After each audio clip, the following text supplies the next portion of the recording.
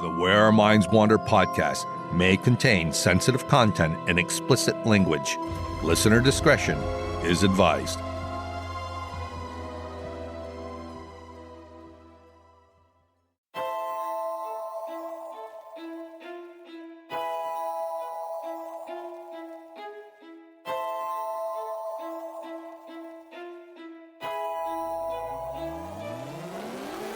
Greetings, fellow wanderers, to the places our minds wander.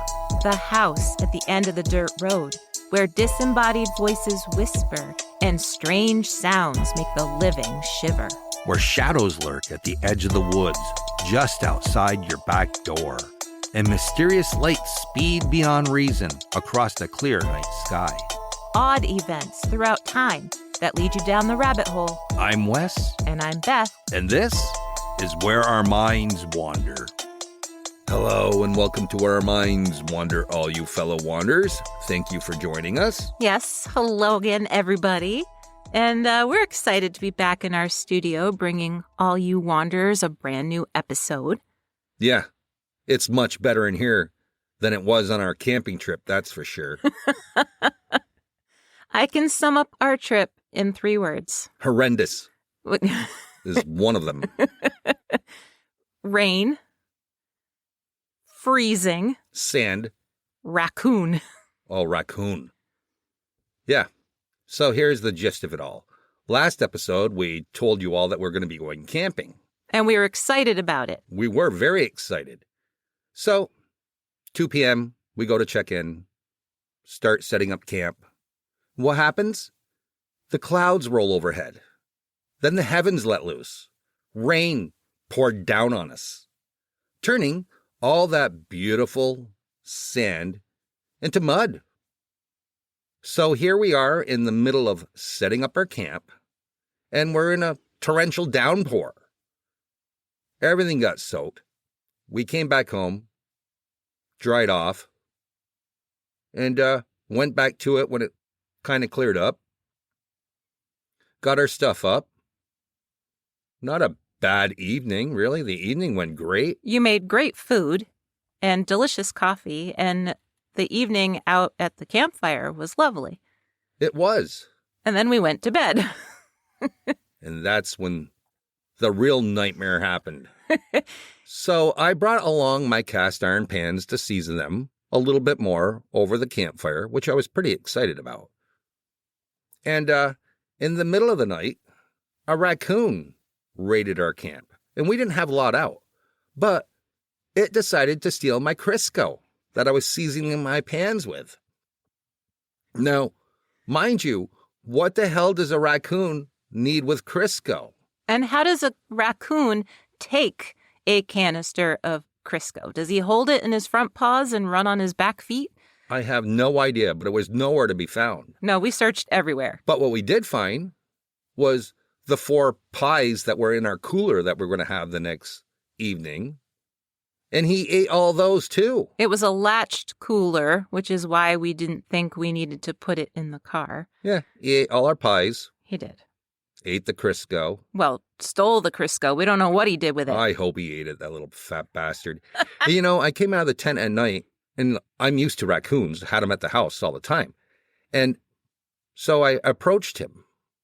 And he backed up a few steps, and then he stood his ground. So we're looking at each other, and I don't know what was going through his mind, but I'm thinking, why isn't this raccoon backing off? But eventually he did. And then he came back in the middle of the night again and,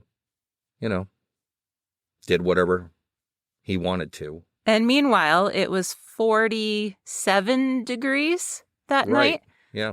And you said you were sweating at one point. Well, yeah, I brought a big comforter. I was freezing. I could not stop shivering the whole night. Did not sleep. So we cut our camping trip a little short by a day. That we did. And but we were both feeling like crap. I mean, I've got fibromyalgia. So it's a little rough, even with sleeping on an air mattress. I was hurting the next day. And I was exhausted. I was awake all night long. Well, I don't know why. I got up twice to go after the raccoon. And I got up 3 times to go to the bathroom, so... Yeah, that's true. But anyway, we went on a little road trip the other day, which kind of made up for it. It was a redeeming road trip. We went to New Haven, Vermont, to the Evergreen Cemetery to check out Dr. Timothy Clark Smith's safety coffin, which we did an episode on way back. It was episode 62. Yeah, and we posted some photos on Facebook when we got back. So if you want to check them out, head on over to our Facebook page. It was cool to see it in person. It really was. I mean, yeah, it's probably about a 12 by 12 piece of glass that's surrounded by granite, and you can look down into it, but it's all grass now, pretty much on the inside of it. And the glass is kind of clouded over and yellowed a bit. So you really couldn't see him anymore. I guess the last time they could really see him was in the 1960s. Yeah, But I would have loved to have seen that. I know. And on the way there, we stopped in Crown Point, New York at His Majesty's Fort. Which was awesome. It was so cool. I've never been there, at least not that I remember. And you had never been there. Right. And basically it's a ruined fort. It's so cool. Well, it's ruined because they use parts of the fort for other construction projects within the area, like building the bridge and things like that. And we had the same problem here with Fort Montgomery, or Fort Blunder is what we call it. And they used a lot of that to make the Champlain Bridge going from Rouse's Point, New York, over to Vermont. Yes. It makes me sick. Because why they didn't have the foresight back then to just preserve these buildings instead of like, oh, well, there's some granite sitting there. Let's destroy these forts, these historic landmarks, and just, That have been here since the 1700s. Yeah. Yeah. Let's build a bridge with them. Well, the bridge is a good thing, but using, the materials from the fort, maybe not the best idea.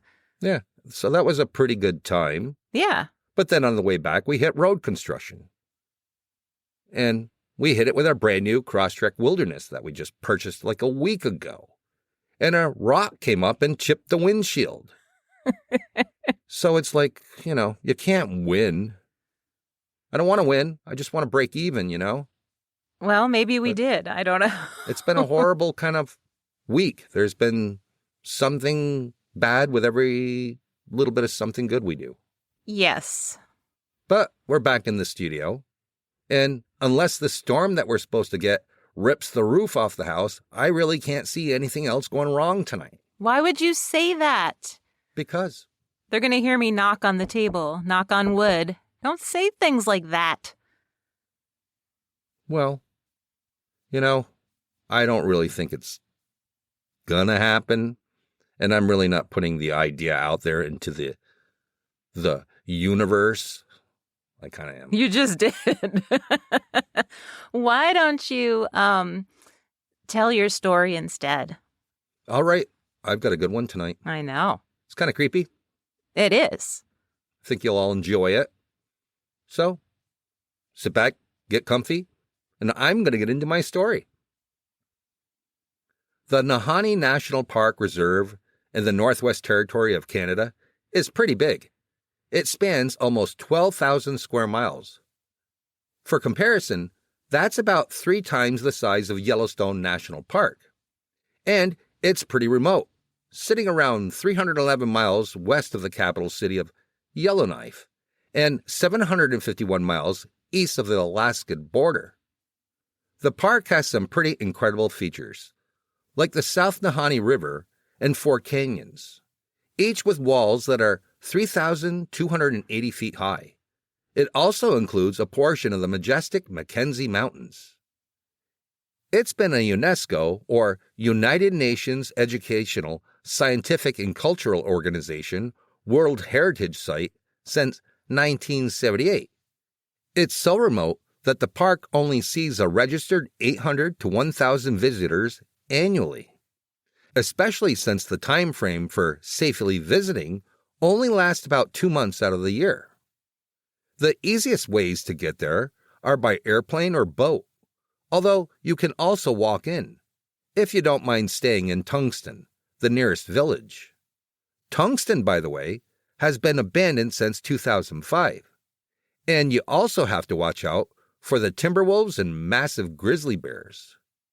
But historically, in the beginning, the Dene Indians had lived around the area for as long as 10,000 years. But they avoided the area that is now the national park because they tried to avoid the Naha people, who were already there. The Naha were said to be cannibalistic, warlike mountain dwellers who often raided other settlements. But then, without any explanation, the entire Naha tribe just disappeared. European fur traders arrived by the 1700s, and then there was the Klondike Gold Rush, which meant thousands of prospectors flooded the area. And this is where the strangeness begins, and where the Nahanni National Park earned its nickname, the Valley of the Headless Men. The park earned other nicknames as well, like Dead Man Valley, Headless Creek, Headless Range, and the Funeral Range. There's a good reason for it. According to fourdoors.com, back in 1904, brothers Frank and Willie McLeod left Edmonton, Alberta, in search of gold. The brothers had heard of the Nahanni Valley, and hoping to strike it rich, they traveled by train, boat, and on foot for thousands of miles during a brutal winter just to get there.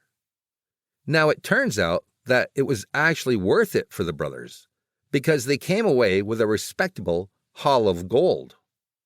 So the following year, they decided to return to the valley. This time, they brought a friend with them, whose name is only remembered as Weir.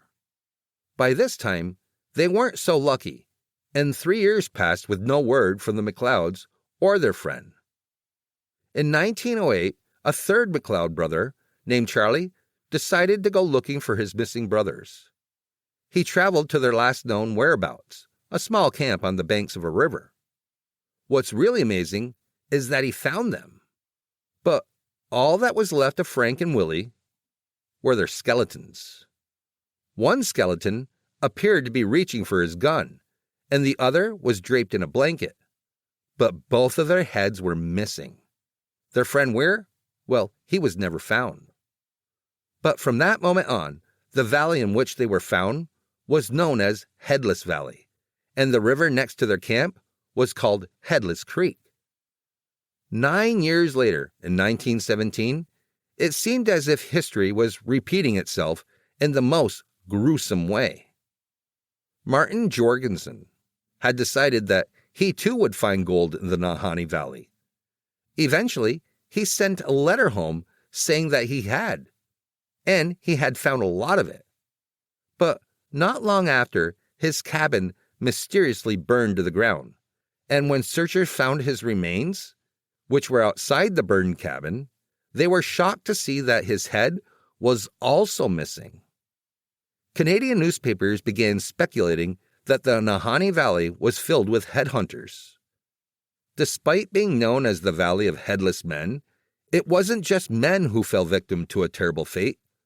A woman named Annie Lefert was also strangely affected by the valley. However, she didn't lose her head. But what I found interesting is that another 9 years went by between Martin Jorgensen's murder and the story of Annie. It was 1926, and Annie was in the Nahanni Valley with a hunting party by the Flat River.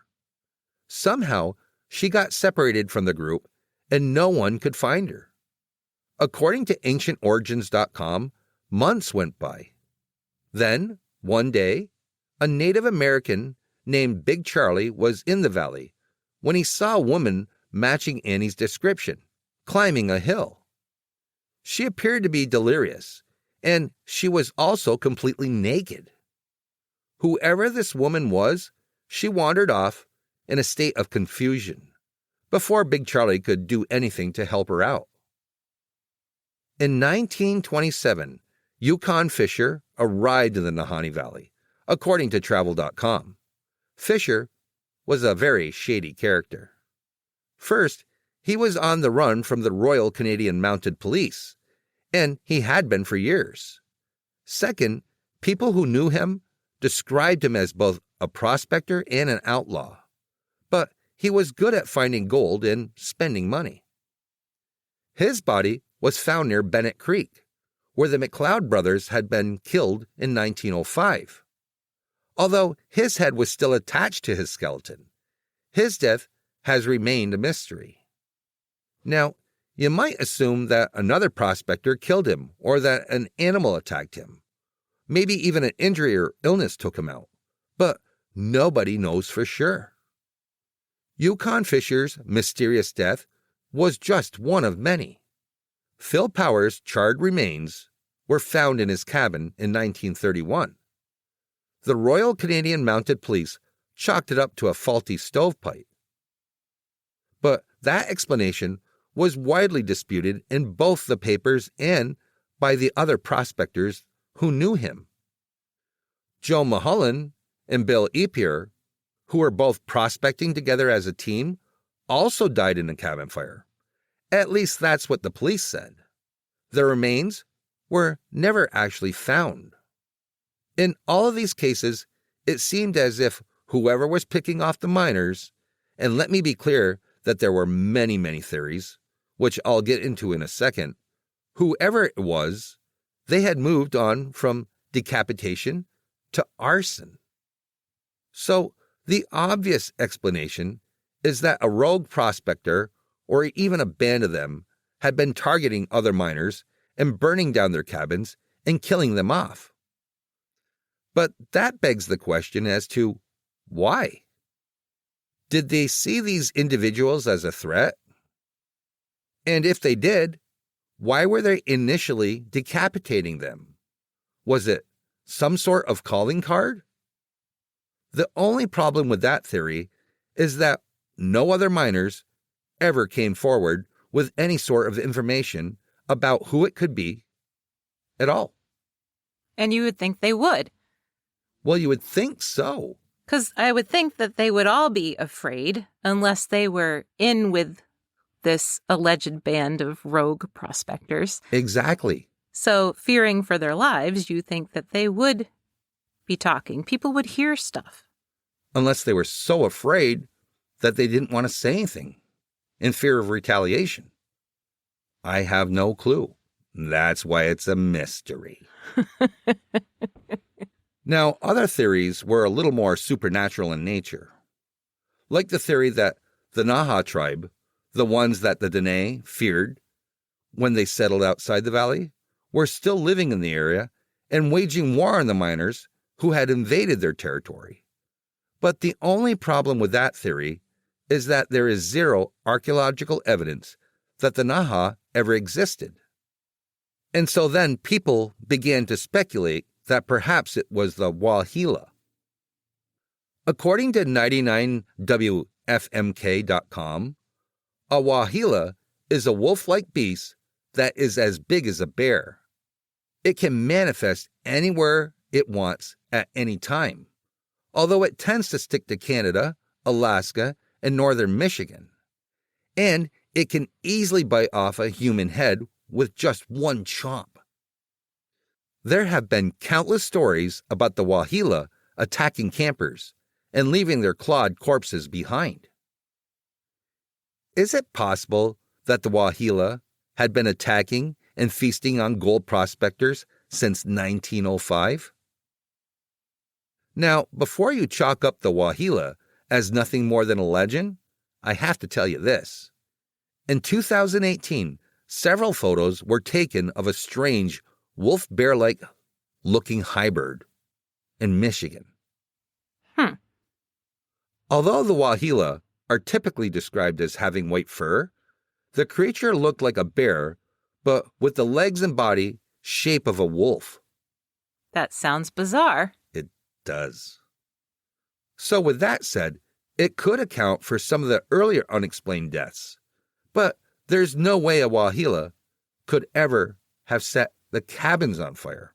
Oh, well, that's true. It is. It's unlikely that Bigfoot would set cabins on fire either, although he has been blamed for some of the deaths also. But back to the historical record of strange deaths. In 1945, according to the travel.com, a fur trapper who had came from Ontario was found dead in his sleeping bag. His head was missing. Another missing head. Yeah. That same year, another trapper named John O'Brien was found frozen to death at his campsite. That wouldn't be so weird, other than the fact that he was still clutching a match in his hands. So he had the capability of starting a fire. He did, but something stopped him. That was the creepiest look you just gave me.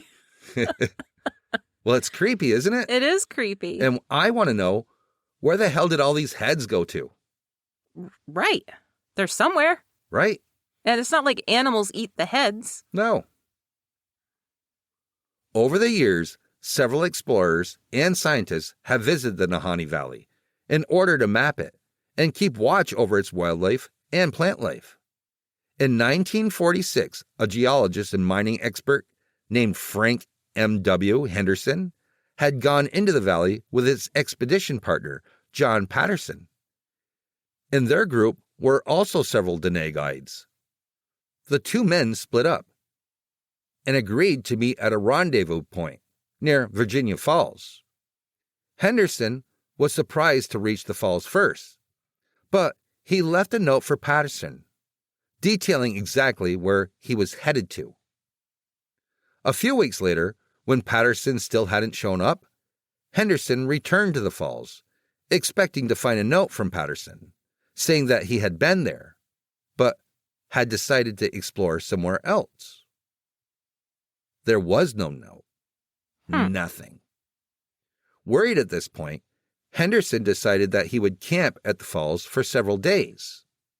A few nights in, his Dene guides claimed that they had seen white figures moving through the valley. They refused to stay any longer and insisted that Henderson leave with them. Henderson tried to convince them that what they were seeing was just reflections of the aurora borealis, but the Dene could not be persuaded to stay. Henderson had no choice but to give in and leave with them. Patterson was never heard from again. Although none of these deaths have ever been solved, they aren't the only strange thing about the Nahanni Valley. There have also been reports of strange lights and UFO sightings since the 19th century. And yes, I said that right, since the 1800s. But that's a story for another episode. That is quite the place. It really is. I'm not going there. Nope. Not without my shotgun. You've got Bigfoot and Wahilas and warlike cannibalistic Native American ghosts, I guess. I know. And UFOs and people losing their heads. But where are these heads? Are they in some deep, dark cave with these beast creatures displaying them? I don't know. Are they on an altar? Who knows? Well, that's the thing. If they only have, what did you say, 800 to 1,000 people that go there a year? Yeah. And it's a very short span of time that you can actually access this park? Yeah. I'm wondering if there were more people there year-round, how many more missing people there would be? Or statistically way less. You know? Perhaps so. Yeah. I think this would be a good case for David Paulides. Oh, yes, it would. It really would. Although they don't disappear and then come back. But.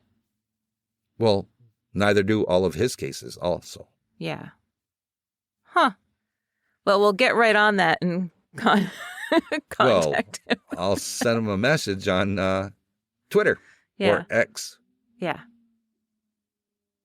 Huh. Very cool, honey. I know. I mean, in a morbid, gruesome, horrible way. Those are the best ones. All right. We'll return after this quick break.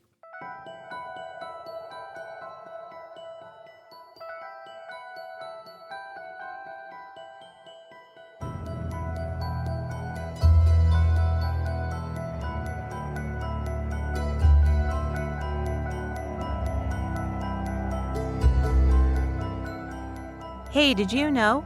For a lot of people, closets are rather scary places. For some, the idea of sleeping with their closet door open is terrifying. Who knows what kind of shadow people or boogeymen lurk within once the lights are out? There is no specific name for a fear of closets. The closest are claustrophobia and cleithrophobia, the fear of not being able to escape an enclosed space. But even if you don't have a fear of closets, imagine finding this etched into the wood at the back of a closet in your new home. A red river clogs my eyes as I slide down deeper from despair to death. Madeline Jones, who bought a 1920s home in Arlington, Massachusetts last year, didn't have to imagine it because she actually found the message in her closet. Who'da thunk it?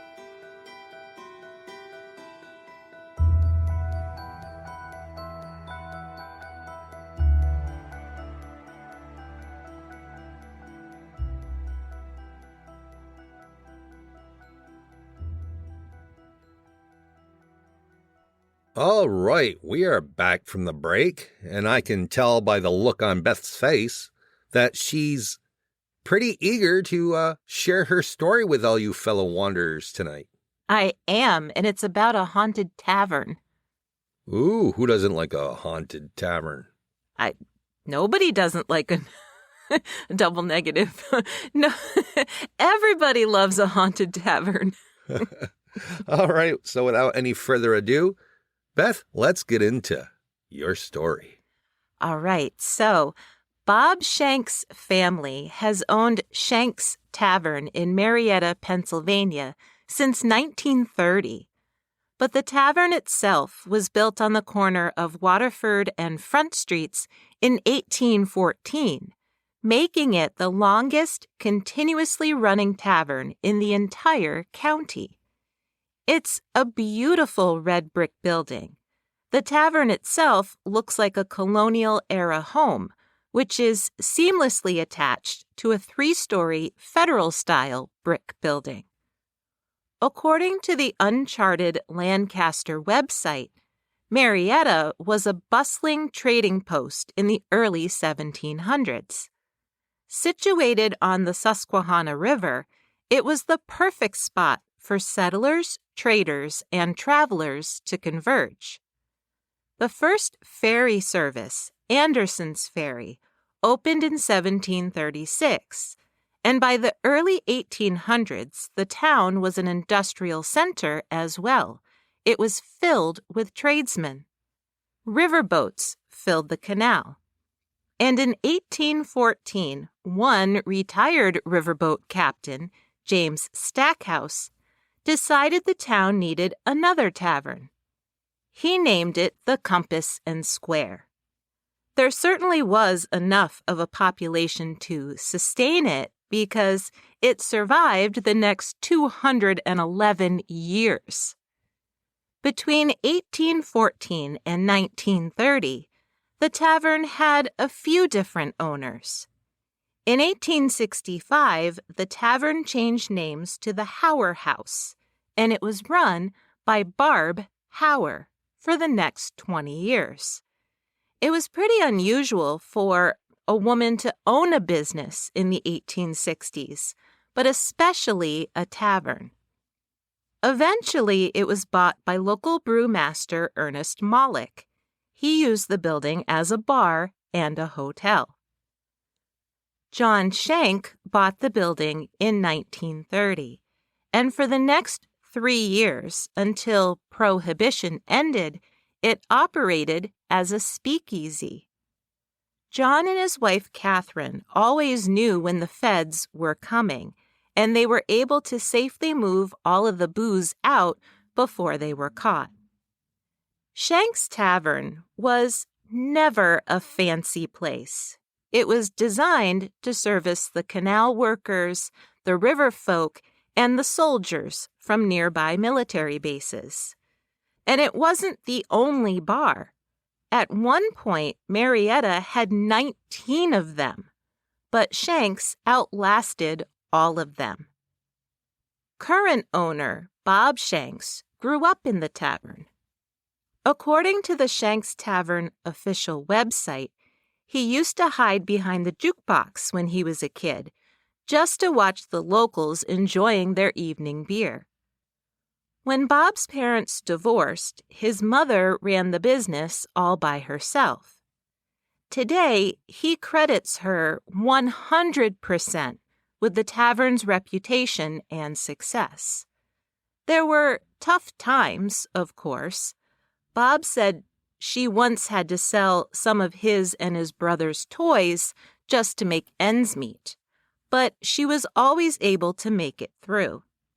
She lived in the apartment above the bar for 62 years and continued working there until her death in 2008. But as a younger man, Bob didn't really want to run the place, and when he was old enough, he joined the Navy. But when his mom asked for help, he always came home to the tavern. She was the daytime bartender, and Bob worked nights. In the 1980s, Bob decided that he wanted to own his very own place, something different. And so he moved to Florida with some friends with the intention of opening up his own place. 4 years later, he was back home again. Still feeling as if he didn't want to own and run the tavern, Bob convinced his mother to put the building up for sale. When the only offer came in $50,000 lower than their reasonable asking price, a light bulb finally went on for Bob. He realized that what he had was really all he ever wanted. He said in a Lancaster Online article, quote, "I had a building, 3 apartments, a liquor license, and a parking lot. I realized I had a lot at stake here, and I realized I had a lot to offer the community." The first thing he did was introduce more beer options. And the second thing, although it may sound counterintuitive, was to close on the weekends. When he began offering the bar for private events on Saturdays, he found himself booked 3 months in advance with guaranteed income. So when I first read that he decided to close on the weekends, I was like, why would you do that? But then when I realized why he did it, that was a really smart move. Yeah, it sounds like Bob was finally coming around and becoming a businessman. Yeah.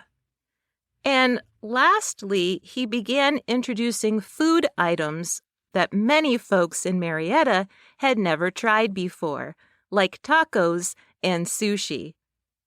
But one thing he hasn't done, and never will do, is expand.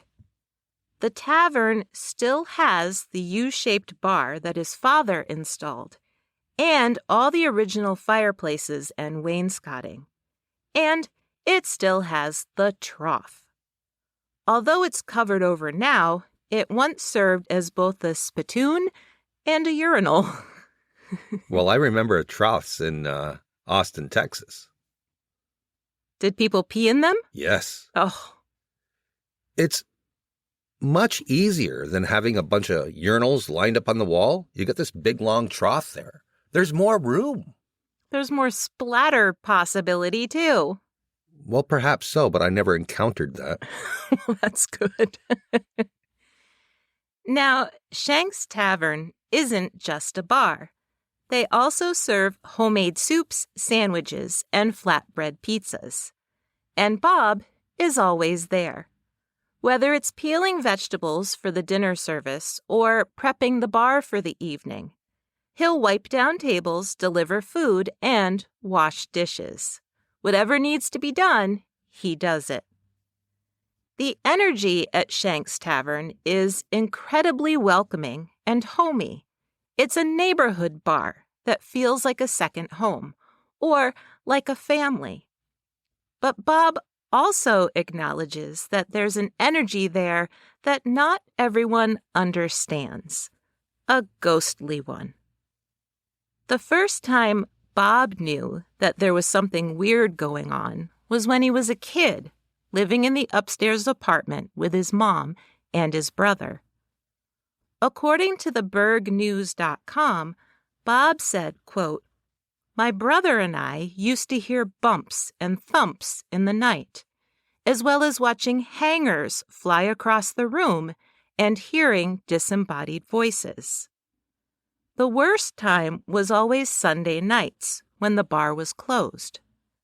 Bob said in the Uncharted Lancaster article, quote, "We'd hear the cigarette machine go off, dimes dropping into the payphone, people talking, but the place was empty." One night, while the brothers were in their room, there were 3 loud knocks on their bedroom door. They peered under their door, but there was no shadow and no visible feet. Their mom searched the apartment and assured them that all the doors were locked and that there were no intruders. She went back to her own room and closed her door. As soon as she did, something slammed so hard against the boys' bedroom door that it actually split the wood and sent hangers flying across the room. One time, a neighbor named Jack Fry was staying at the apartment. He said that the katydids outside went totally silent, and then his bedroom door opened. 2 headless, floating apparitions came into the room. These 2 ghosts floated closer to him, as if staring at him, then turned around and floated out of the room, closing the door behind them. At first, he thought it had to be the 2 boys playing some sort of prank with bed sheets, but he knew that it was impossible, especially when he discovered that both Shank boys were fast asleep. Bob Shank said that Fry refused to come into the tavern for the next 20 years. That's odd. Perhaps ghosts can manifest themselves, and in a jokingly manner, they can make their heads appear to not be there. I know, maybe. What a good practical joke from a ghost. Yes. Well, they were probably like, you don't belong here. You don't live here. Who are you? Quite possibly. But the most commonly seen apparition at the tavern, at least today, is the Lady in Black. Believed to be the ghost of Barb Hauer, she was the woman that ran the place in the 1860s. It seems that whoever she is, she's just making sure that things are running smoothly, or at least running in a way that she approves of. People have seen the Lady in Black standing in an upper-story window, looking down at the street. But she's more commonly seen hovering at the top of the stairs or standing by the ladies' room. She doesn't interact with anyone. She just seems to be observing what's going on around her. But she doesn't seem to be the only spirit in the building. She definitely doesn't seem like the type who would have splintered Bob Shank's bedroom door when he was a kid. Employees have heard laughter echoing from the stairwell and heard loud footsteps in the bar after it's closed for the night. There have been loud booming noises that nobody can explain. Bartenders have seen half-bodied figures in the kitchen, and doors open and slam without warning. And patrons have even claimed to have felt touched by unseen hands. According to Uncharted Lancaster, one patron was walking her dog through the bar when she felt somebody grab her free hand. Could be worse. Could be pinching her butt. I know, right? There have been paranormal investigations at Shank's Tavern. Ghost hunters was mentioned in one article as having visited there twice. But I found this really interesting. They were there twice, but they claimed there wasn't enough evidence to be on an episode. However, they did ask who the lady in black was, so they must have caught something interesting. Well, ghosts just don't appear on demand. Exactly, and this next part proves it. So I was searching through to find out more about this ghost hunter's visit, and I found a Shank's Tavern Facebook post where Bob himself had written that ghost hunters had been there and they hadn't found enough. And then moments after they'd left, he went outside to take a photo of the tavern, and he shared the photo in the post. And in the top story, left side window, there's what appears to be a transparent but unquestionable figure of a woman standing in the window. Almost as if the lady in black was making sure that the ghost hunters had left. But you don't go to Shank's Tavern for the ghosts. It's not that kind of place. You go there for the good food, the good beer, and friendly staff. Maybe you go there just to hang out with Bob himself, knowing that he's part of a legacy in this historic building. You might also go to see his Rod Stewart impression, which I guess is pretty darn good. It's just an extra bonus if you happen to see a ghost, too. Well, you could go there just to see the ghosts, but yet have a good meal at the same time. This is true.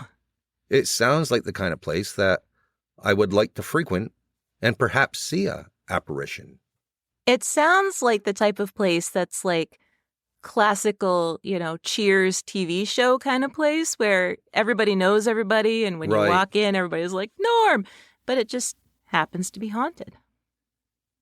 Yeah, it sounds like a pretty cool place.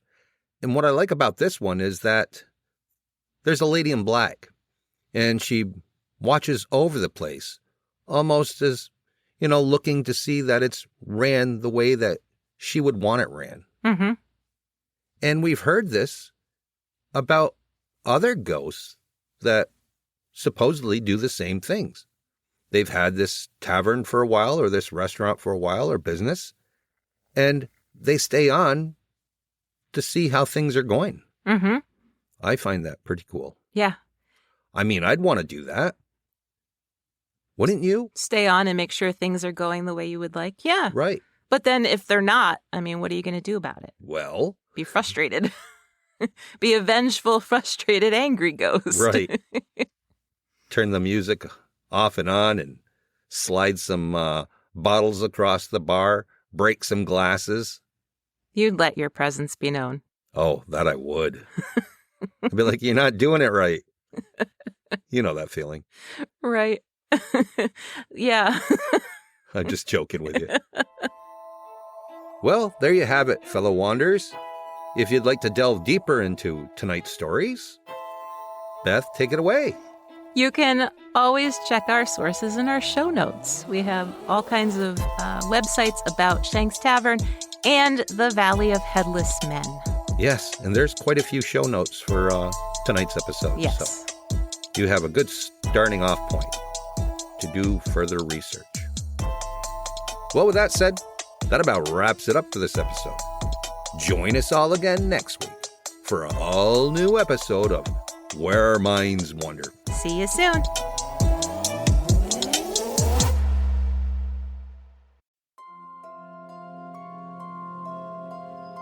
thank you for joining us. We look forward to traveling with you again to the places where our minds wander. If you like what you heard, please take a moment and provide us with a 5-star rating and a comment on your favorite listening platform.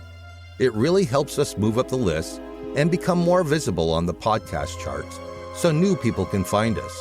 And thank you all for your continued support. See you next week for an all-new episode.